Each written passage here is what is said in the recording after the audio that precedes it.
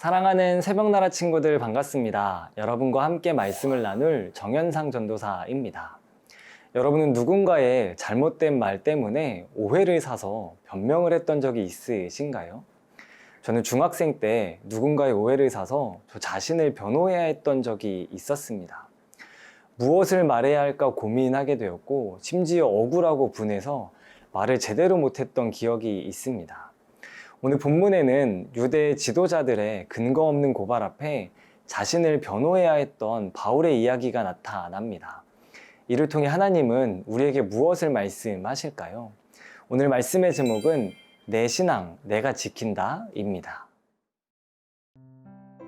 오늘의 말씀은 사도행전 24장 10절에서 23절입니다.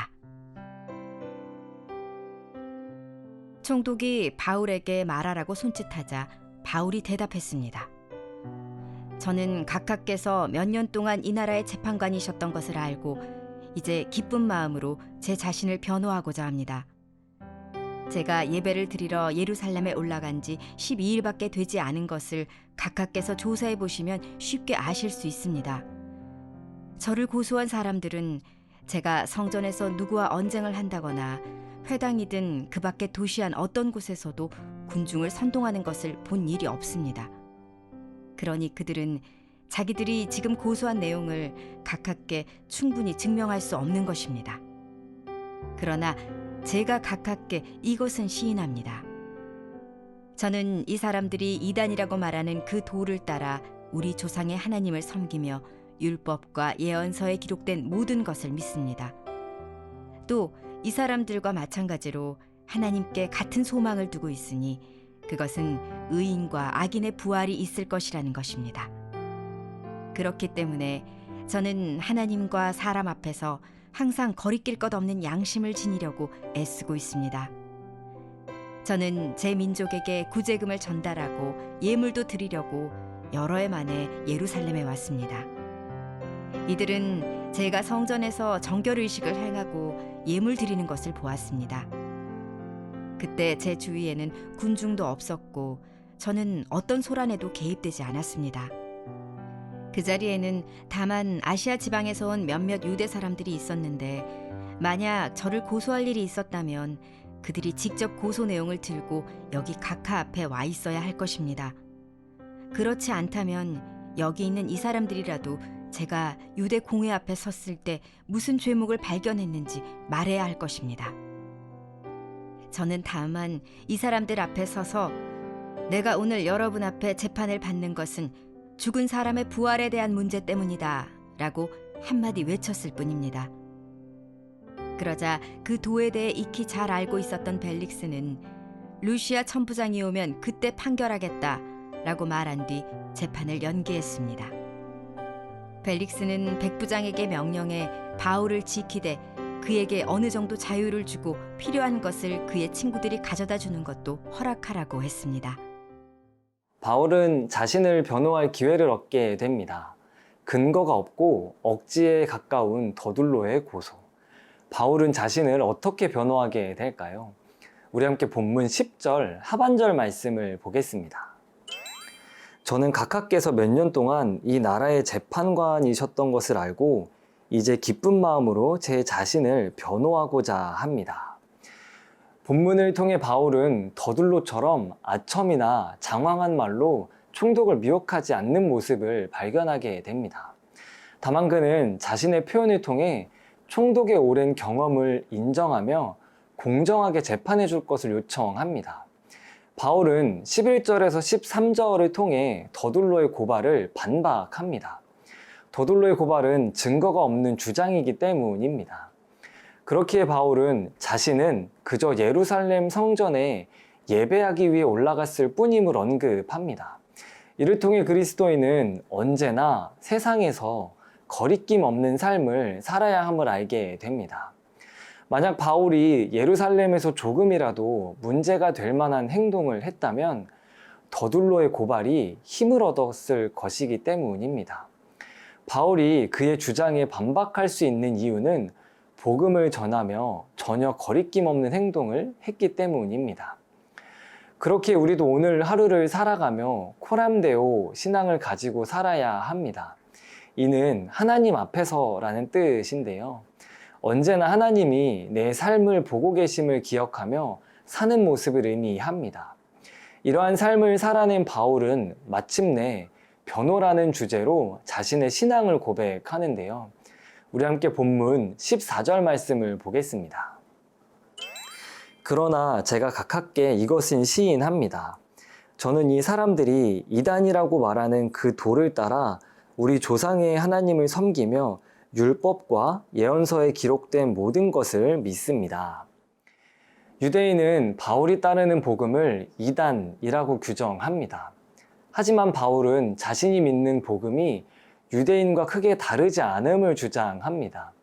같은 조상의 하나님을 섬기고 율법과 선지자의 글을 믿으며 하나님에 대한 소망을 두고 있기 때문입니다. 그리고 무엇보다 하나님과 사람 앞에서 양심의 거리낌이 없도록 힘썼다고 고백합니다. 이는 유대인의 고발에 대해 자신이 믿는 복음을 변호하는 모습입니다. 유대인이 주장하는 것처럼 바울이 전하는 복음은 세상을 어지럽히는 이단의 도가 아닙니다. 오히려 세상을 회복시키는 존재입니다. 사랑하는 새벽나라 친구 여러분, 바울은 자신을 변호해야 하는 상황 속에서도 담담히 신앙을 구체적으로 고백하는 모습을 보여줍니다. 이는 우리에게 무엇을 이야기할까요? 그리스도인은 어려운 상황이 찾아와도 내가 믿는 대상이 누구인지 기억하고 고백하는 사람입니다. 오늘 하루 살아가며 내가 믿는 분이 어떤 분인지 하나님에 대한 신앙 고백을 기억하며 정리하는 우리가 되길 소망합니다.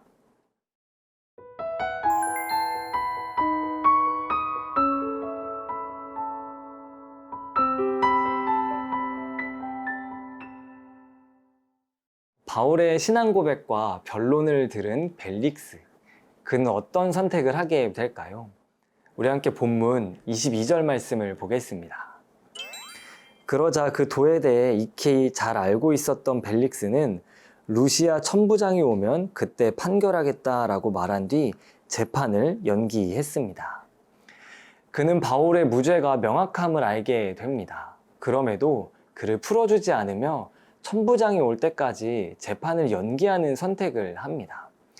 그가 이러한 선택을 하게 된 배경에는 자신의 임기가 끝날 때까지 재판을 지연시키는 의도가 있음을 알게 됩니다.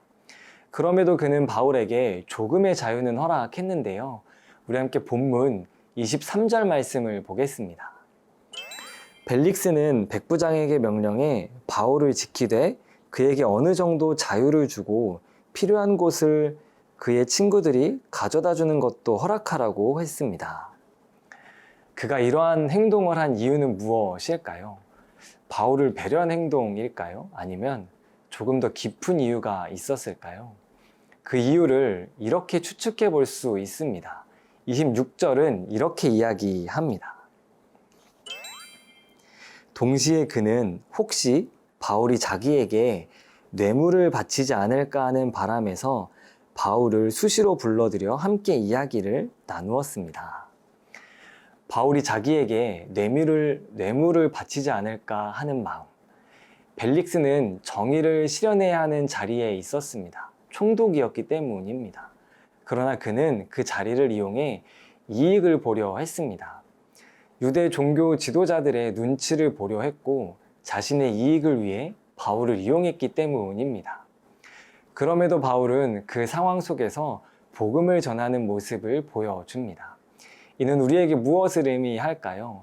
세상은 때론 거짓으로 우리를 짓누르고 억압하려 할 때가 있습니다.